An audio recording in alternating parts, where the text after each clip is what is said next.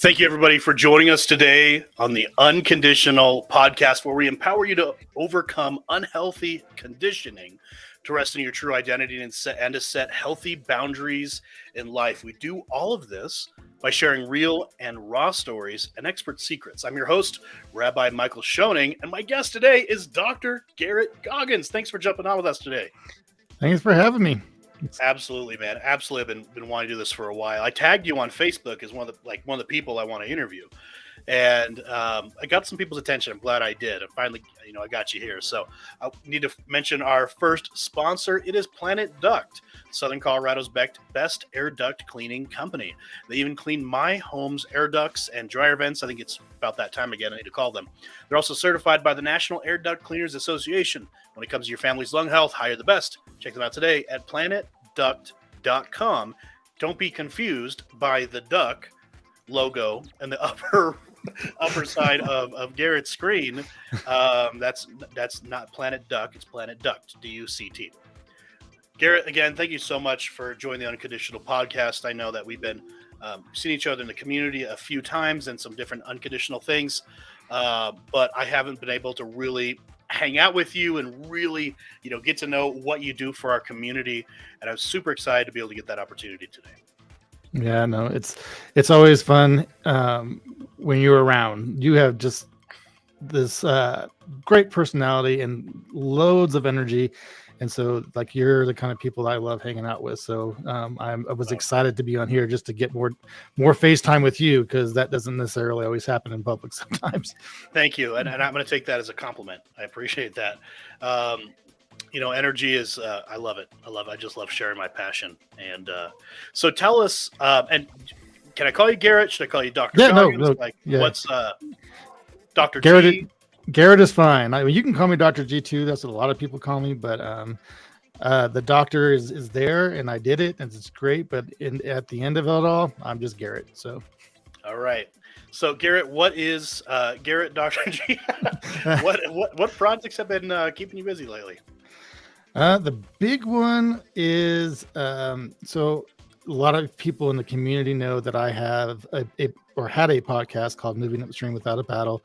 And I'm shifting that right now. It's going to be something different and more just, right now it's loosely called just Mindset Talk with Dr. G, and being really intentional on the kind of people I'm bringing. A lot of what you're doing here, right? Just bringing in these stories and not so much pushing people's books or pushing this, but pushing the hope from people's experiences that others can grab onto and be like, man, if they can go through that, I can go through this. So that's really the focus that I'm working on now, and just shifting all that branding and everything for that. So it's keeping me busy. That's awesome. And I would love to promote that as much as I can. I don't know if you want to do a collaborative podcast or something. I think I can bring on 9 people in this platform. It'd be kind of fun to do a group thing. But yeah, I would love to help promote that. And hope is such a big, the Israeli national anthem, Hatikva, means the hope.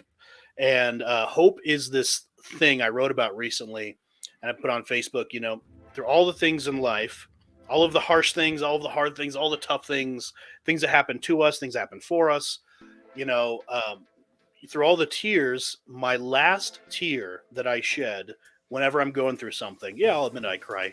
People can get over that if they want to. They got a problem with that. It conditions the beard, I think. But when that's why it looks so good.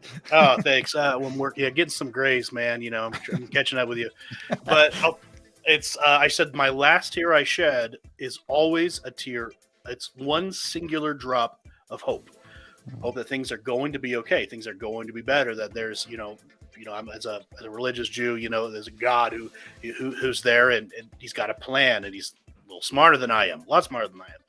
But hope is a big, big deal for me right now. So I love that you're sharing that. We had Frank Sinclair on, and of course he's the chief encouragement operator. And I was saying, I can't believe, through the pandemic, your member base on your To Be Encouraged Facebook group is over 55,000 people. He said, actually, for some reason it's stuck. We counted, it's well over 100,000 people. And I was like, whoa, okay, that's awesome. There's 100,000 people in his that are watching his videos and everything, and they came for encouragement. I think your show's going to do great. I think it really is. Yeah, no, I feel like what you said, that's part of what I want. It can be groups of people, it can be just me, it can be me and someone else. It's just like what you're saying. Let's just get people on there and share that, and that to me, that's the most important thing. It's not about the books that I've written. It's not about the books that you've written. It's the stories. It's the stories that's going to sell people on this idea that they can overcome, they can get through. And to me, that's my mission in life, is just to bring that to others. So yeah, I think it's gonna be great, and I would love to have you on there, and whomever you want to bring on there as well. So I look forward to it. I was going to bring you on it. So, but they say facts tell, stories sell. Yep. And they started doing that in military recruitment, and the recruitment went way up because they're telling stories of heroics instead of just, hey, you're going to have money and you're going to have VA, and that's they really want to show off the VA, but the hospitals. But it's it was all about the facts and what it is. But then there was a story of you're fighting for your country. You could die for your country. You can go look for oil or whatever we're doing now. It's oh, we got to cut that part out. No, it's a live show. I don't edit it. And whatever it is it's a story now. Now, why hope for you, Dr. G? Why is hope important to you as Dr. Garrett Goggans? Well, with my journey, I went through just like everybody, I went through ups and downs, right? Those highs and lows, that ebb and flow of life. But through 2 divorces, lost jobs, and at the time lost hopes, lost dreams. I found that tapping into this idea of mindset and mindset principles, applying things, staying in the positive, and really focusing on that, where a lot of people struggle. I found that it works if you just do it properly and you do it consistently.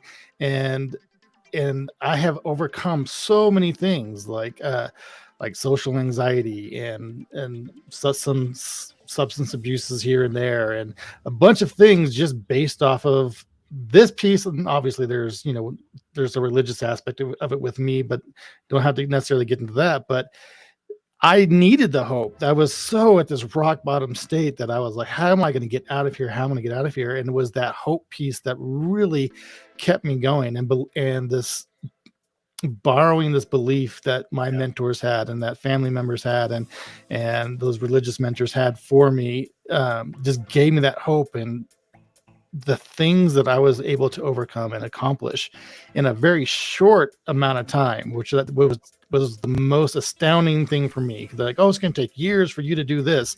And it took months. And just to give people this idea that, man, that growth is there, and you can be whatever it is you are passionate about and do whatever you're passionate about. Just gives people this new, thing for life, is that, oh man, I'm moving forward with the things that I want, and not feeling like this daily drudge. And I believe that that's what we're here for, is to have this growth and to help others grow and just be this community. And so that's, for me, it all revolves around this hope that there is something better and that you can achieve it. That's beautiful. So hope is, it's interesting. I've always viewed hope as something coming.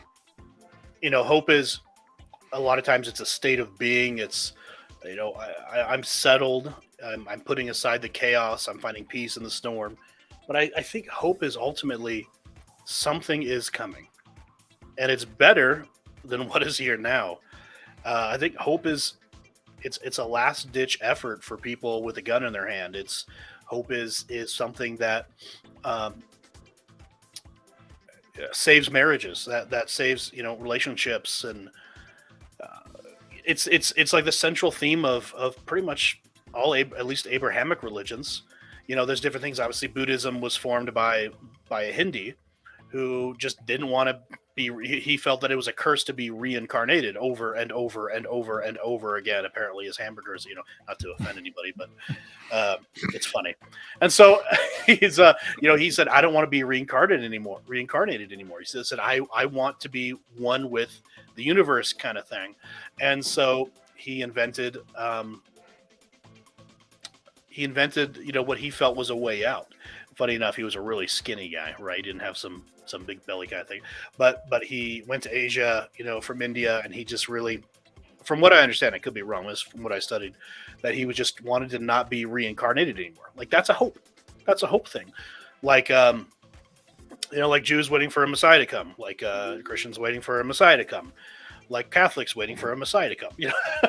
It's like Muslims waiting for a Messiah to come. It's a whole like longing for something or someone or an experience. The Israeli national anthem is all about it says it's a hope that after 2,000 years of diaspora that the Jews will get to live in Israel again. And it's like for the Jews it's to have a home. I have a home that's just ours, right? Mm-hmm.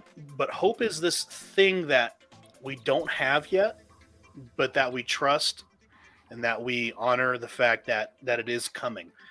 And I think it takes a lot. It really does take a lot because we're so visual, we're so tactile. Having hope is believing in something you can't see, and you're believing that someday you will see it. Mm-hmm. And I think that's awesome. And obviously you've gone through a lot of personal things too, but there's, I've gone through homelessness and addictions and different things myself. Not a lot of people know my full story, but I said, there's gotta be something better. And, there's a big difference between hope and envy and greed. I think that we get that mixed up. I hope that I'm going, because hope takes action as well. A lot of people, they get into the greed and envy mindset, and it becomes a mindset of, well, I deserve, I deserve to have a nicer house and a nicer car, and I deserve to be 20 pounds less. And I don't need to work towards any of those things. I'm just going to complain because I deserve those things. And we have whole conferences and whole religious movements about how much you deserve. Don't you know you deserve these things? Okay, but like, where's like the actionable steps? I feel like hope without action, as I say, it's about prayer. Say prayer without action it's just a one-way conversation. Yeah.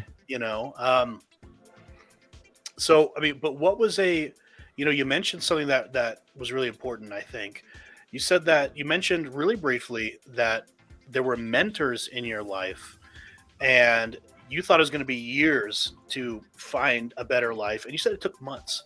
Do you feel like being open with people and finding those mentors in your life was a part of that? Oh, no, absolutely. I couldn't have done it without mentors because it's a belief system that we have, right? And so if we're talking about hope, and I like what you're saying, and there's another piece for hope in my mind too. Like hope is not just something to come. Hope is now. Like wow. It's here, right? It's everything in most religions, and I'm not as educated in those as probably you are, but we look at this idea that there's these promises that are available to us today, and that hope piece is just applying the faith. And I love what you're saying, the actions, because here's where we look at this I had this belief that I couldn't attain what I wanted, and so I had to borrow this belief. And my main mentor, like my first one, Dolly, I'll just never forget her. She said, Garrett, you just have to borrow my belief in you because it's there. And I can see this in you, and I can see this in anybody. And I'm like, oh, and she said it was so intensely that I had no choice but to buy into that belief. I was like, wow, I can accomplish this. But she said that you just have to do the work. And it's that action piece. Like we hope for something better, but how do we make that hope a reality? Wow. We do the work. And the work is we look at it as, well, I'm in the grind. But those actions, without being backed by the right energy, without being backed with, this is what faith and gratitude and all the stuff that we're taught in most religious views, and really in any view, is that the actions backed by those things is what brings us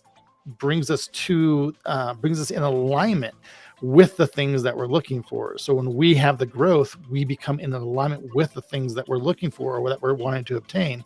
And we realized that it was already there. We just had to have the growth piece to actually receive it. And so I would have never gone there if I didn't have these mentors that were shifting my perspective and my ideas on what I could and what I couldn't obtain in life. And I don't just mean obtain in this like monetary things like that. Like my growth really was, this conversation would have never happened because I was no one wanted to hear my voice. No one wanted to hear my story. No one. And that we all have this, right? We're all have gone through things that people need to hear about, and that our voice does matter. And so, but without those mentors, there's just would have never happened, because I really did need to borrow that belief. Yeah. No, I love that. I know I've had so many people speak into my life and say wonderful things about me, but